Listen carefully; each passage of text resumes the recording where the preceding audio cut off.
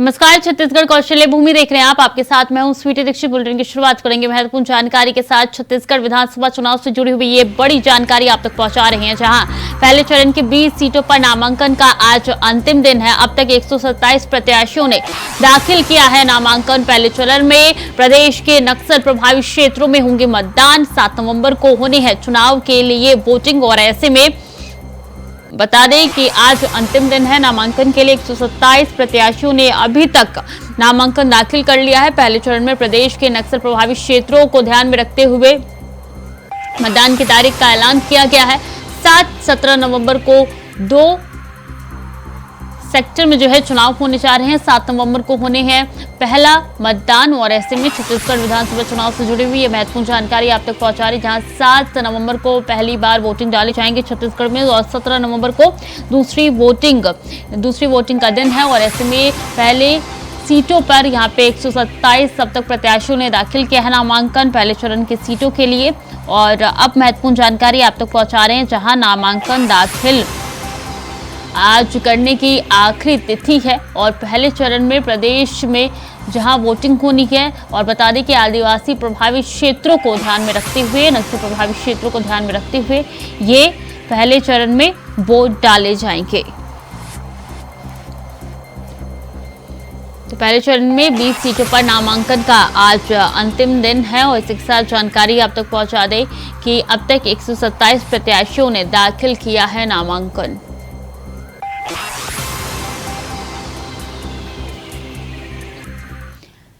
और मतदान तिथि को बदलने की मांग लगातार उठ रही है। 17 नवंबर को होने हैं मतदान। छठ महापर्व को देखते हुए सीएम सहित अन्य नेताओं ने लिखे हैं पत्र, चुनाव आयोग से भी की है मांग तारीख बदलने की। तो 17 नवंबर को होने हैं मतदान। 17 नवंबर की तारीख महत्वपूर्ण है, क्योंकि बता दें कि दूसरे दिन वोटिंग होगी, और 17 नवंबर को छठ महापर्व को देखते हुए ये महापर्व की तारीख है उस दिन, और इसीलिए बदलने के लिए ये पत्र जो है वो लिखे जा रहे हैं। 17 नवंबर को दूसरे छत्तीसगढ़ की वोटिंग होनी है, और ऐसे में 17 नवंबर को छठ महापर्व की शुरुआत भी हो रही है, और इसको देखते हुए पत्र लिखे गए हैं ताकि ये चुनाव की तारीख बदल दी जाए। तो मतदान तिथि बदलने के लिए 17 नवंबर को मतदान है, दूसरे चरण की वोटिंग है 17 नवंबर को, और इसलिए पत्र लिखा गया है ताकि ये डेट जो है उसको बदल दिया जाए। छठ महापर्व को देखते हुए ये मांग की गई है। सीएम सहित अन्य नेताओं ने पत्र लिखे हैं। तो 17 नवंबर की तारीख दूसरे चरण की तारीख है, और दूसरे चरण की वोटिंग जो है वो 17 नवंबर को डाली जाएगी।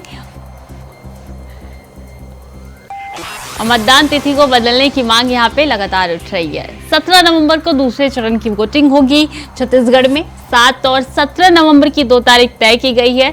तो 17 नवंबर को दूसरे चरण का मतदान होना है। छठ पर्व को देखते हुए मांग की गई है कि इस तारीख को बदल दिया जाए।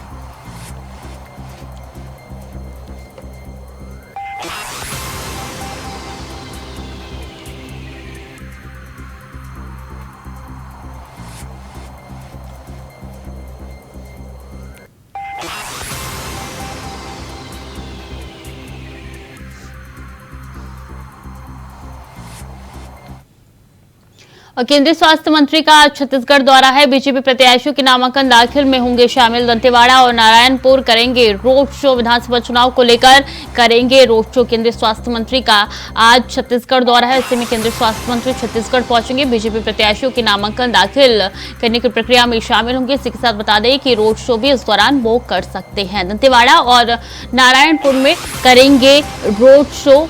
और बता दें कि आज अंतिम दिन है नामांकन दाखिल करने के लिए। पहले चरण के मतदान के लिए विधानसभा चुनाव को लेकर भी रोड शो कर सकते हैं स्वास्थ्य मंत्री। तो स्वास्थ्य मंत्री का आज छत्तीसगढ़ दौरा है। केंद्रीय स्वास्थ्य मंत्री छत्तीसगढ़ में आएंगे और रोड शो भी वो यहाँ पे कर सकते हैं। बीजेपी प्रत्याशियों की नामांकन प्रक्रिया में शामिल होंगे, नामांकन दाखिल करने में शामिल होंगे। इसी के साथ बता दें कि रोड शो भी उनका दंतेवाड़ा और नारायणपुर में हो सकता है।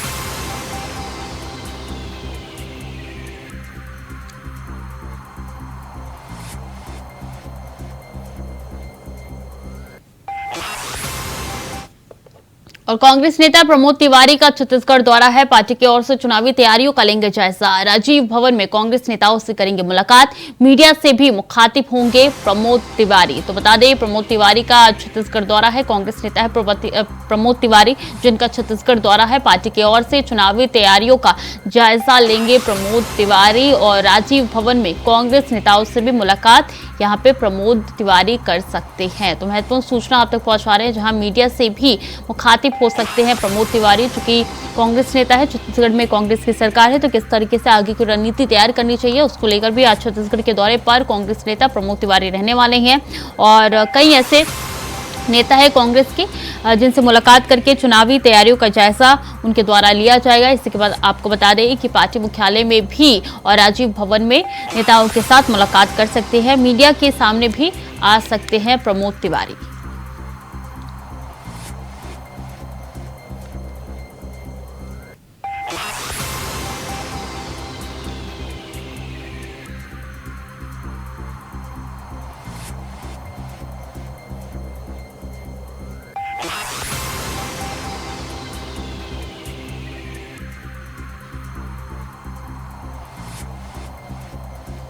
तो राजीव भवन में कांग्रेस नेताओं से मुलाकात करेंगे प्रमोद तिवारी। मीडिया से भी मुखातिब होंगे प्रमोद तिवारी। जायजा लेने के लिए पहुंच रहे हैं छत्तीसगढ़।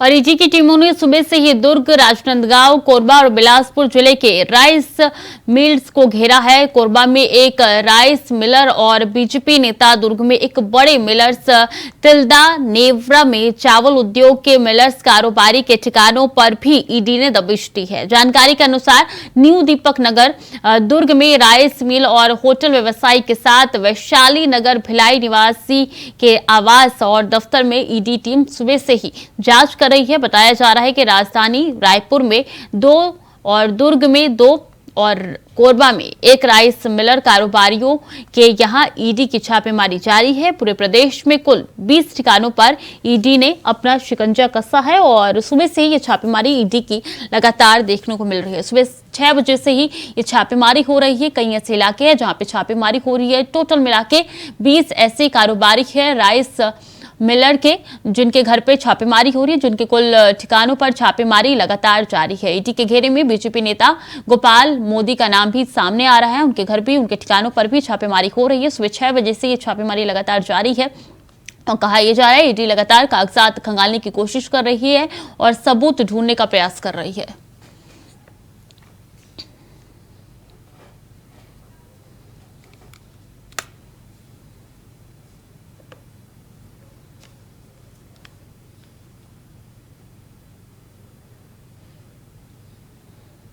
इसी खबर पर ज्यादा जानकारी के साथ संध्या हमारे साथ जुड़ चुकी है। संध्या, अभी तक 4 से 5 घंटे हो चुके हैं, क्या कुछ छापेमारी में निकल के सामने आया है? जी, अभी लगातार कार्रवाई जारी है जहां जहां पे छापेमार कार्रवाई है और देर शाम तक जिस तरीके से कागजों की जो छानबीन की जा रही है, जो सूत्रों से मिल रही जानकारी के अनुसार ये तो लंबी कार्रवाई चलने की बात कही जा रही है। जी स्वीटी, 20 ऐसे ठिकाने जहां पर छापेमारी हुई है, क्या यह आंकड़ा ठिकानों का और बढ़ सकता है संध्या? जी बिल्कुल, आने वाले समय में ईडी की कार्रवाई लगातार जारी है। आज से 2 दिन पहले भी ईडी की छापेमार कार्रवाई दुर्ग, भिलाई सहित पूरे छत्तीसगढ़ में हुई थी और आने वाले दिनों में भी ये कार्रवाई आगे बढ़ सकती है। जिस हिसाब से सूत्रों से जो जानकारी आ रही है, मिल रही है और जिस तरीके से व्यवसायी और अलग अलग व्यवसाय से जुड़े हुए लोगों की संलिप्तता जाहिर होती जा रही है, ईडी अपनी कार्रवाई बढ़ाती जा रही है। जी स्वीटी, क्या ये छापेमारी सिर्फ राइस मिलर्स व्यवसायी पे ही चल रही है या दूसरे भी इसमें कारोबारी शामिल है? जी, इससे पहले जो छापेमार कार्रवाई हुई थी ईडी की, उसमें कपड़े व्यवसाय से जुड़े दूसरे भी व्यवसाय से जुड़े लोगों का कार्रवाई हुई है और जैसे जैसे जानकारी ईडी के पास पहुंच रही है, अलग अलग व्यवसाय से जुड़े हुए लोगों के यहाँ भी छापेमार कार्रवाई की जा रही है। जी स्वीटी, कितने का घोटाला बताया जा रहा है संध्या? जी अब तक जिस हिसाब से पूरे छत्तीसगढ़ के हम आंकड़ों की बात कर रहे हैं तो 200 से ज्यादा ईडी की छापेमार कार्रवाई अलग अलग स्थानों में अलग अलग जिलों में पड़ चुकी है और ये लगभग अरबों रुपए की छापेमार कार्रवाई हो चुकी है और आने वाले दिनों में ये संख्या और बढ़ने की उम्मीद ही कर सकते हैं क्योंकि जिस तरह से लोगों की संलिप्तता इसमें जाहिर होती जा रही है तो यह आंकड़ा और जरूर निश्चित ही बढ़ेगा ऐसा कहा जा रहा है जानकारों का। जी स्वीटी। बीजेपी के नेता गोपाल मोदी का नाम भी इसमें शामिल है, क्या वो अभी उसी आवास में मौजूद है जहां ईडी छापेमारी कर रही है संध्या? जी इसकी जानकारी तो अभी नहीं मिल पाई है स्वीटी, लेकिन लगातार जो कार्रवाई चल रही है तो उनके होने की उम्मीद पूरी जताई जा रही है, लेकिन अभी इसको हम कंफर्म नहीं कह सकते हैं। जी स्वीटी। नजर बनाए रखिए, पल पल की अपडेट आपसे लेते रहेंगे, तब तक के लिए बहुत बहुत धन्यवाद आपका संध्या।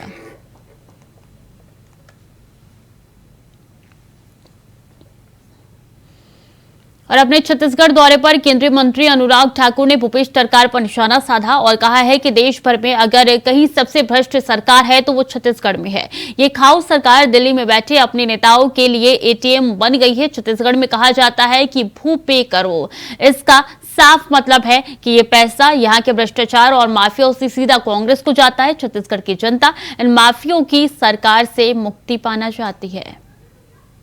देश में अगर सबसे भ्रष्ट सरकार कहीं पर कही जाए तो छत्तीसगढ़ में है। ये खाऊ सरकार जो एक दिल्ली के अपने नेताओं के लिए एटीएम बन गई है और यहां तो कहा जाता है छत्तीसगढ़ में भूपे करो, और ये भूपे करो का साफ मतलब है कि ऑल टाइम मनी अगर कांग्रेस को जाता है तो छत्तीसगढ़ से, वो यहां के भ्रष्टाचार से, चाहे वो खनन माफिया हो, शराब माफिया हो, तबादला माफिया हो, ये माफियों की सरकार से मुक्ति पाना चाहती है छत्तीसगढ़ की। चलिए सीधा चलेंगे जहां पे दिल्ली के सीएम अरविंद केजरीवाल क्या कुछ कह रहे हैं आपको सुनाते हैं। नंबर ऑफ लाइसेंसीज होंगे, कितना बस मैक्सिमम? देखिए ये मार्केट ड्रिवन है, सो जिसको लगेगा कि there is a market for वो सभी लाइसेंस लेने के लिए आएंगे। सर ये सवाल ये है कि राष्ट्रपति ने दिल्ली सुधार विधेयक को वापस कर दिया है। दिल्ली सुधार विधेयक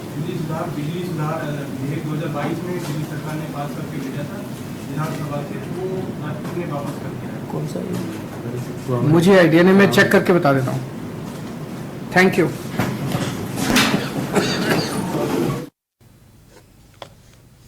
तो सीएम अरविंद केजरीवाल को सुन रहे थे आप, उनकी तरफ से कहना है कि मार्केट में जैसे लोग सामान खरीदेंगे उसकी उपलब्धि यहाँ पे दी जाएगी।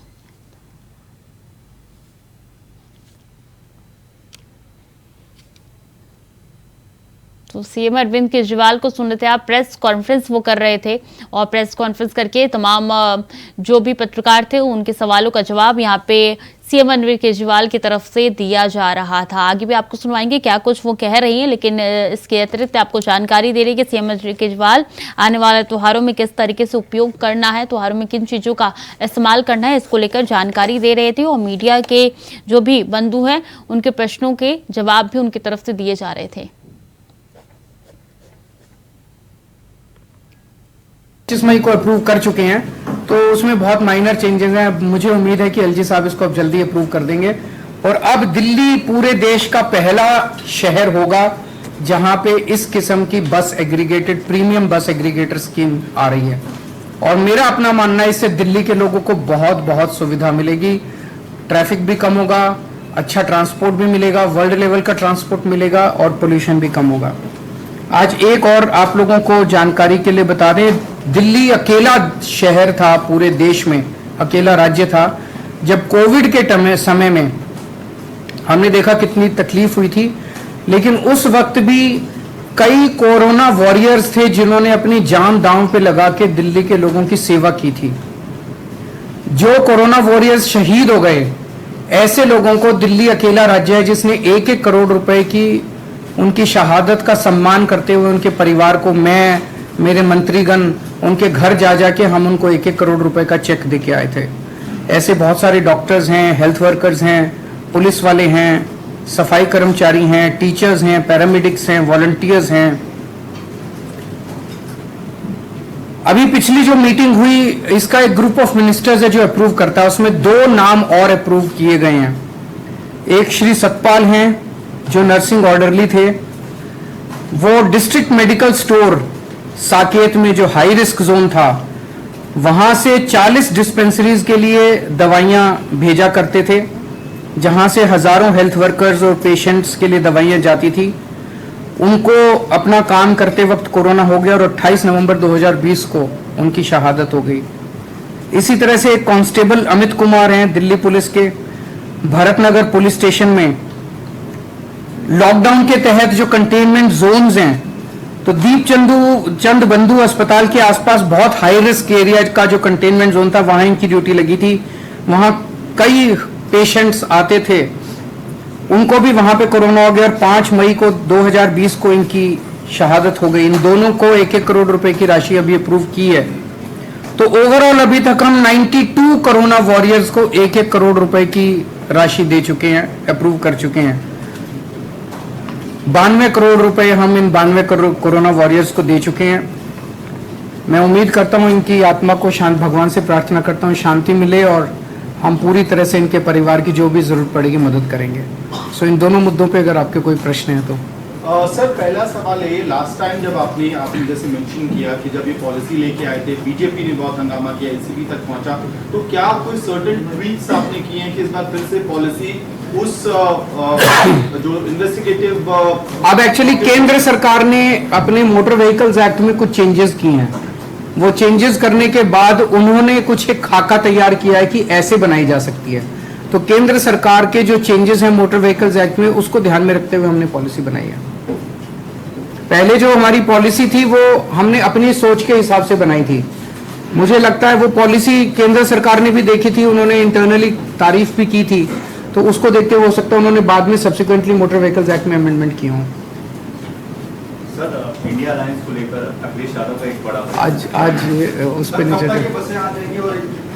ये अब मैं समझता हूँ जैसे ही एलजी साहब क्लियर कर देंगे, नोटिफिकेशन जारी हो जाएगा, उसके बाद लोग लाइसेंस के लिए उसके 90 डेज के अंदर उसके करना है, उसके 90 डेज के अंदर ये लागू हो जाएगा।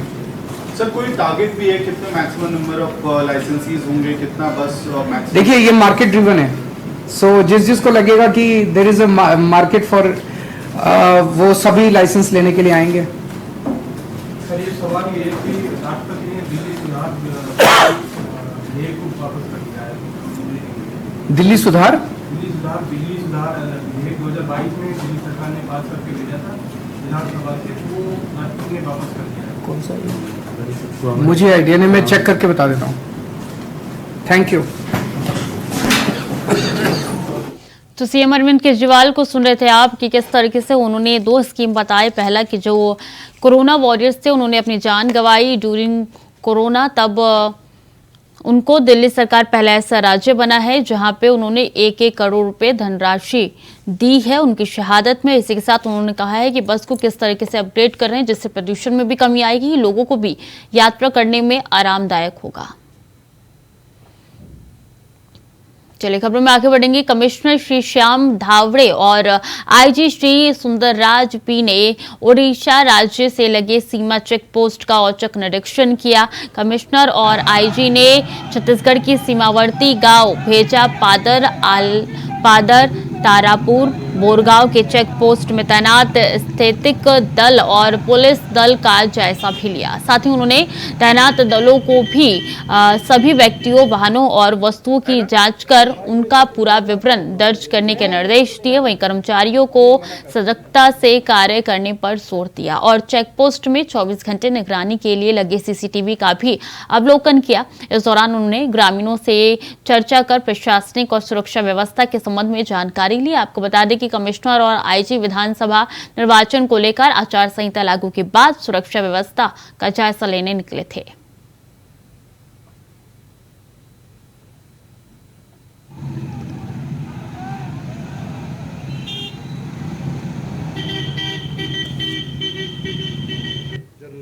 है ना?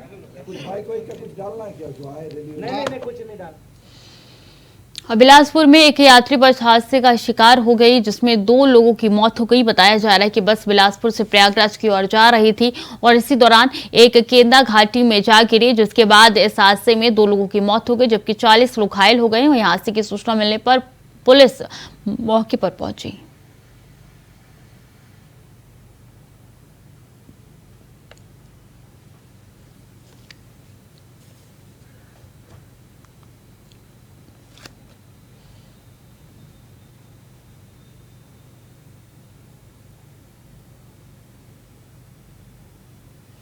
विधानसभा चुनाव की तारीख जैसे जैसे नजदीक आ रही है वैसे वैसे सभी पार्टियों ने अपने अपने उम्मीदवारों के समर्थन में प्रचार प्रसार तेज कर दिया है। बता दें कि स्टार प्रचारों का जगदलपुर आना शुरू हो गया है। आज अमित शाह लालबाग पहुंचे तो वहीं 23 तारीख को योगी आदित्यनाथ के आने की खबर है। इस दौरान कांग्रेस से बगावत करके टीवी रवि ने आज अपना नामांकन पत्र दाखिल किया। इससे यह साफ हो गया कि वो किसी भी कीमत पर बैठने वाले नहीं है। साथ ही टीवी रवि को कम आंकना कांग्रेस के लिए भारी साबित हो सकता है। नहीं कुछ नहीं डालना, अभी मना कर रहे हैं ना, अभी सिंपल सादा नाश्ता कैमरामैन फोकस करो। ले जी इसीलिए मैं आपको जल्दी बोला कि थोड़ा सा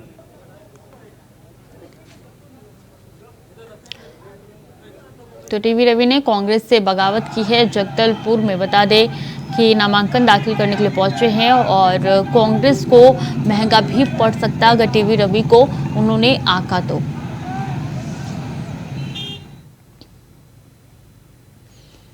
जगदलपुर में पुलिस को बड़ी कामयाबी मिली है। बता दें कि पुलिस को मुखबिर से सूचना मिली कि आरटीओ नाका धन पूंजी रोड के पास एक व्यक्ति अपने अधिप्रत्यय के बैग में अवैध मादक पदार्थ गांजा रखकर परिवहन करने के उद्देश्य से वाहन का इंतजार कर रहा है, जिसके बाद पुलिस द्वारा टीम गठित की गई और आरटीओ नाका के पास घेराबंदी कर एक व्यक्ति को पकड़ लिया, जिसकी उम्र लगभग 27 साल बताई जा रही है। तो वहीं आरोपी के कब्जे से कुल 10.410 किलोग्राम मादक पदार्थ गांजा और नकदी रकम 1500 बरामद कर जब्त कर लिया गया है। हालांकि आरोपी को गिरफ्तार कर न्यायिक रिमांड पर माननीय न्यायालय के समक्ष पेश करने के लिए रवाना किया गया है।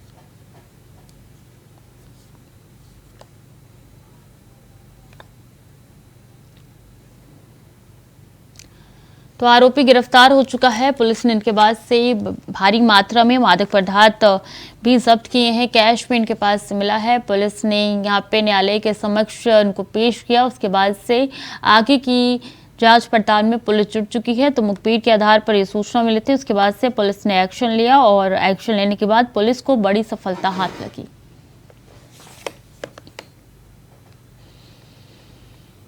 जगदलपुर में विधानसभा सामान्य निर्वाचन के लिए सामान्य और वेब निर्वाचन प्रेक्षक की नियुक्ति हुई है। बता दें कि जिला बस्तर के अंतर्गत आने वाले विधानसभा क्षेत्र 85, 86 और 87 के लिए नियुक्ति की गई, जिसमें विधानसभा क्षेत्र क्रमांक 85 बस्तर के लिए श्री RH ठाकरे, विधानसभा क्षेत्र क्रमांक 86 जगदलपुर के लिए श्री सुब्रत गुप्ता, विधानसभा क्षेत्र क्रमांक 87 चित्रकूट के लिए श्री सुदेश कुमार मोखटा और वेब प्रेक्षक श्री प्रवीण रंजन और सुरक्षा व्यवस्था प्रेक्षक श्री वले खोंगसाई को दायित्व सौंपा गया है। तो वहीं निर्वाचन के लिए प्रेक्षकों का सर्किट हाउस में कलेक्टर और जिला निर्वाचन अधिकारी श्री विजय दयाराम के पहुंचे, जिनका वरिष्ठ पुलिस अधीक्षक श्री जितेंद्र मीना ने पुष्प गुच्छ भेंट कर स्वागत किया।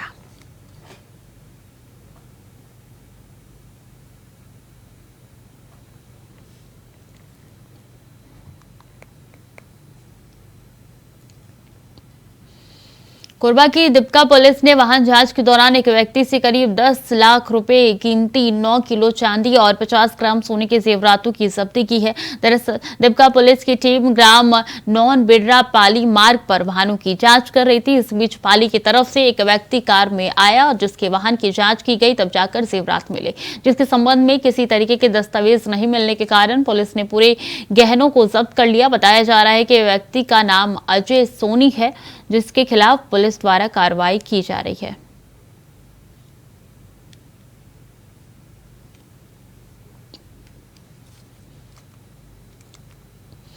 कांकेर में नक्सलियों ने भारी मात्रा में बैनर पोस्टर लगाकर पर्चे फेंके हैं। तो वहीं कड़मे मनेगांव जिराम तराई गांव जाने वाले मार्ग पर बैनर पोस्टर लगाए गए। बता दें कि बैनर पोस्टर में नक्सलियों ने विधानसभा चुनाव के बहिष्कार करने की बात लिखी थी। वो वोट मांगने वाले राजनीतिक पार्टियों को मार भगाने के साथ ही विरोध करने की जनता से अपील की। मामला कोयलीवेड़ा थाना क्षेत्र का बताया जा रहा है।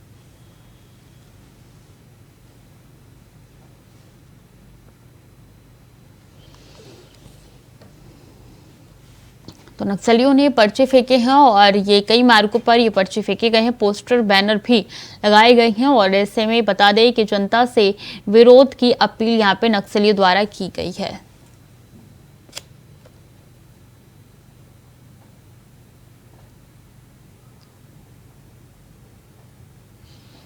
तो फिलहाल के लिए बुलेटिन में इतना ही। खबरें लगातार जारी है, देखते रहिए इंडिया वॉइस।